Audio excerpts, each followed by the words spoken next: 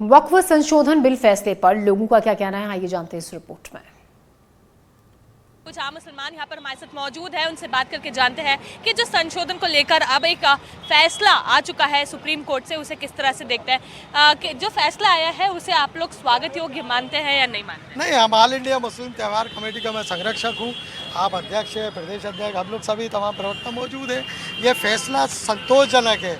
जिस तरह का फैसला वक्फ को लेके आना चाहिए था वो फैसला नहीं आया। दूसरी चीज़ के अंतरिम फैसला है, अंतिम फैसला नहीं है।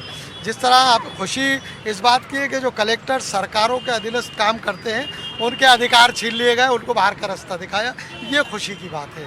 दूसरा, जो मेंबर पूरे थोपे जाना थे वो 3 पे ले आया है सुप्रीम कोर्ट। आगे सुनवाई में हो सकता है कि ये 3 भी बाहर हो जाए। आप कह रहे हैं कि कलेक्टर को बाहर का रास्ता दिखाए, तो कहीं ना कहीं आप लोग को ऐसा लगता था कि कलेक्टर और अधिकारियों के होने के चलते फैसला सही नहीं आता? बिल्कुल, क्यों नहीं। कलेक्टर सरकार के अधीनस्थ काम करते हैं। राजनीतिक दबाव में कलेक्टर, एसडीएम वगैरह रहते हैं, कमिश्नर, इनका बना रहना कहीं ना कहीं वक्फ को नुकसान था। जो फैसला यहाँ सही है, बाकी और जो दिगर फैसले हैं उसको लेके हमें खुश नहीं है हम लोग। हम चाहते हैं कि दोबारा डायस पे, जो अंतिम तो है नहीं फैसला, अंतिम तक फैसला आने से पहले ये वापस डायस पे जाए कि 3 सदस्य क्यों, जब देश की शीर्ष ट्रस्ट संस्थाएं हैं मंदिरों की, उसमें कोई भी देश के तमाम मुल्क में एक मुस्लिम मेंबर नहीं है, तो फिर हम 3 मेंबरों को क्यों स्वीकार करें? ये मेरा सवाल है आपके चैनल के माध्यम से देश के प्रधानमंत्री जी से भी, देश के गृह मंत्री। कैसे देखते हैं इस फैसले को? स्वागत अनुसार है, नहीं है? नहीं, ये स्वागत अनुसार तो है नहीं है, संतोषजनक मान सकता हूँ मैं इस फैसले को। एक तरफ आपने कलेक्टर के रोक लगा दी, बांध ली थी, लेकिन आपने 3 लोगों को, जो गैर मुस्लिमों को लिया है, ये फैसला गलत है। इससे क्या है कि कभी देखो, आप देख लो किसी भी धार्मिक संस्थान में, हिंदू कोई भी धार्मिक संस्थान, उसमें कोई मुस्लिम का। लेकिन अब सरकार कह रही कि इससे जो गरीब मुसलमान हैं उन्हें फायदा मिल सकेगा, ऐसे देखते हैं नहीं देखते? अभी तक क्या फायदा मिला गरीबों को? अभी तक क्या फायदा मिला गरीबों के? क्या फायदा मिला मुस्लिमों को? क्या फायदा मिला? सरकार का कोई फायदा मुसलमानों को नहीं मिल रहा। सिर्फ ये एक टूल पकड़ा है सरकार ने कि इससे फायदा मिल रहा है। आपको लगता है अभी भी फायदा नहीं मिलेगा? फ़ायदा पहले भी नहीं मिला है और अब गरीबों का नाम लेके फ़ायदा हासिल करना चाहते हैं और कुछ नहीं है। गरीब लोग पहले भी बच्चे थे, गरीब के पहले भी सब काम था, पहले भी वक्फ बोर्ड था। वक्फ बोर्ड में जो किराएनामा, किराएदारी, सब चीज़ आती थी, उसका फंड आता है, सब चीज़ होती है, लेकिन वो कहाँ जाता है पता नहीं है। कोई गरीबों के बच्चों का कोई आज तक कुछ भी नहीं हुआ है। तो इस फैसले को कैसे देखते हैं? नहीं, संतोषजनक नहीं है फैसला। बिल्कुल, चलिए देखिए, हमने आपको दिखाया इतवारिया से किस तरह के फैसले सामने आ रहे हैं, किस तरह के रिएक्शन सामने आ रहे हैं। कुछ लोगों का ये कहना है कि स्वागत योग्य है, लेकिन कुछ लोगों का ये भी कहना है कि हम इससे सिर्फ संतुष्ट है, हम इसे स्वागत जरूर नहीं कर सकते, क्योंकि जो लोगों को जगह दी जा रही है, जो गैर मुसलमानों को इस समिति में जगह दी जा रही है, बोर्ड में जगह दी जा रही है, वो हम लोग बिल्कुल नहीं मानते और ऐसा नहीं होना चाहिए। खैर, ये देखना होगा कि आगे क्या कुछ इसमें सामने आता है। कैमरामैन राजू बाथम के साथ निहारिका शर्मा, एनडीटीवी, भोपाल। मैं सुप्रीम कोर्ट के फैसले का इस्तकबाल करता हूं और हमें उम्मीद भी यही थी कि सुप्रीम कोर्ट गरीब, कमजोर, लाचार मुसलमानों का ख्याल रखते हुए अच्छा और बेहतरीन फैसला देगी। और चूंकि वक्फ की जमीनों पर जो अमीर लोगों का कब्जा है, नाजायज कब्जे कर रखे हैं, वक्फ बोर्ड ने घोटाले कर रखे हैं, तो इसका हिसाब किताब भी होना जरूरी है। अब इस पर जो जमीनों पर कब्जा कर रखे हैं वो जमीनें मुक्त होंगी और उस पर यतीम खाने, स्कूल, कॉलेज, हॉस्पिटल, मस्जिद और मदरसे बनाए जाएंगे। और मैं ये चाहूंगा और भारत सरकार से मेरा मुतालबा भी है कि सरकार जल्द से जल्द कानून को अमली जामा पहनाए, ताकि गरीब, कमजोर, लाचार, यतीम, बेवा मुसलमानों की किफालत हो सके।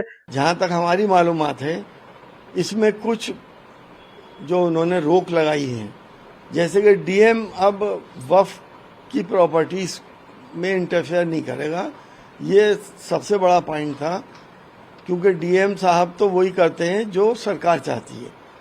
हम इस फैसले का, जहाँ तक डीएम साहब की बात है, स्वागत करते हैं। और बाकी चीज़ें कि वक्फ के अंदर नॉन मुस्लिम को उन्होंने अलाउ कर दिया है, ना तो इस्लामिक कानून नॉन मुस्लिम जानते हैं और ना ही मुसलमान हिंदू पर्सनल लॉज को जानते हैं। कल को मुसलमान भी ये कहेंगे कि साहब हमें भी मंदिरों के ट्रस्ट में रखा जाए, तो क्या सुप्रीम कोर्ट इस बात को अलाउ करेगा? क्या अलाउ करना चाहिए? तो हमारा ये मानना है कि इसमें मुस्लिम ही होने चाहिए थे।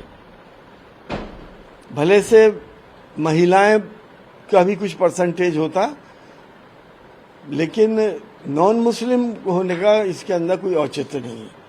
बहुत शुक्रिया, ये बहुत अच्छा फैसला है और सरकार की साजिश और सरकार की मंशा पर माननीय उच्चतम न्यायालय ने बड़े पैमाने पर रोक लगा दी है, अंकुश लगा दी है।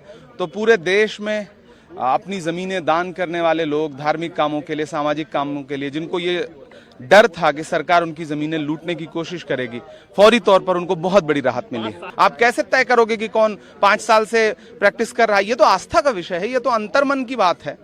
तो माननीय उच्चतम न्यायालय ने इन तमाम संवेदनात्मक पहलुओं को और छोटे छोटे पहलुओं को देखा है। तो मैं बहुत खुश हूं और मुझे अच्छा लग रहा है। एक बहुत बड़ी लड़ाई है इस देश में वक्फ की जमीनों को बचाने की, हम उस लड़ाई को लड़ते रहेंगे। मैं माननीय सुप्रीम कोर्ट के फैसले का स्वागत करता हूं। माननीय सुप्रीम कोर्ट ने नए वाले कानून को एक तरीके से पूरी तरह वैलिडेट कर दिया है। बहुत सारे ऑब्जेक्शन लिए गए थे, बहुत सारे धाराओं पे स्टे करने की मांग की गई थी, माननीय सुप्रीम कोर्ट ने उसको नकार दिया है।